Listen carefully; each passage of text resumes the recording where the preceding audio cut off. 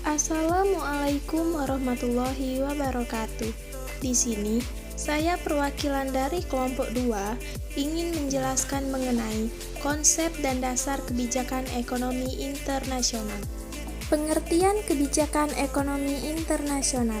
Kebijakan ekonomi internasional adalah tindakan atau kebijakan ekonomi pemerintah yang secara langsung maupun tidak langsung mempengaruhi komposisi, arah, serta bentuk daripada perdagangan dan pembayaran internasional. Tujuan kebijakan ekonomi internasional. Yang pertama, autarki. Tujuan ini sebenarnya bertentangan dengan prinsip perdagangan internasional. Yang kedua, proteksi.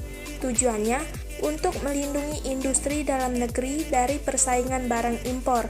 Yang ketiga, pembangunan ekonomi. Untuk menunjang pembangunan ekonomi suatu negara, pemerintah dapat mengarahkan perdagangan internasional.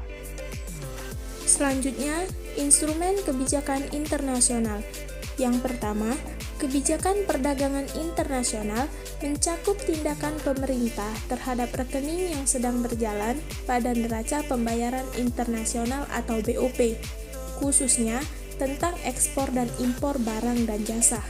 Yang kedua, kebijakan pembayaran internasional meliputi tindakan atau kebijakan pemerintah terhadap rekening modal dalam neraca pembayaran internasional atau BOP yang berupa pengawasan terhadap pembayaran internasional.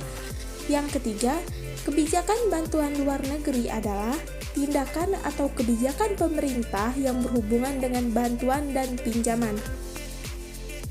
Macam-macam bentuk kebijakan ekonomi internasional.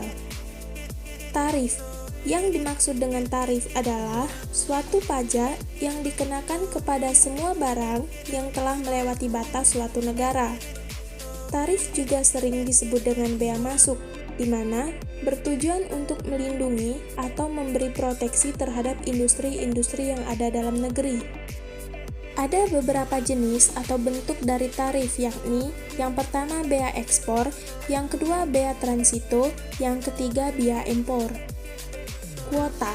Yang dimaksud dengan kuota adalah sebuah pembatasan yang diberlakukan kepada barang-barang impor dan jumlah barang ekspor. Ada dua jenis kuota, yakni yang pertama kuota ekspor, yang kedua kuota impor. Subsidi merupakan sebuah bantuan yang diberikan kepada masyarakat yang diambil dari alokasi dana atau anggaran yang diberikan kepada perusahaan yang memproduksi, menjual, dan kegiatan lainnya. Yang terakhir, dumping.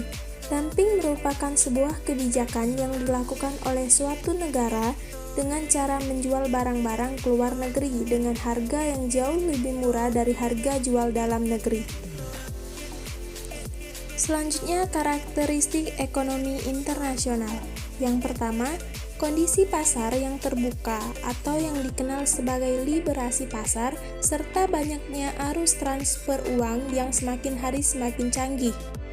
Yang kedua, munculnya perusahaan yang sifatnya multinasional, di mana perusahaan ini membawa dampak ketergantungan secara ekonomi terhadap negara yang memiliki perusahaan. 3. Timbulnya segala persaingan yang semakin hari semakin ketat antar beberapa negara serta perusahaan dalam jalannya untuk meningkatkan mutu produk, kinerja perusahaan, keefektifan, dan efisiensi kerja. Dan yang terakhir, faktor penunjang ekonomi internasional. Yang pertama, memiliki keinginan untuk dapat keuntungan yang tujuannya agar dapat meningkatkan pendapatan negara.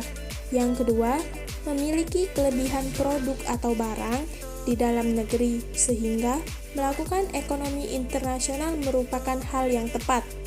Yang ketiga, adanya kesamaan selera terhadap suatu barang atau jasa yang memang sedang model di zamannya. Dan yang terakhir, memiliki kemampuan yang berbeda dalam bidang ilmu pengetahuan dan teknologi atau IPTEK untuk dapat mengelola sumber daya.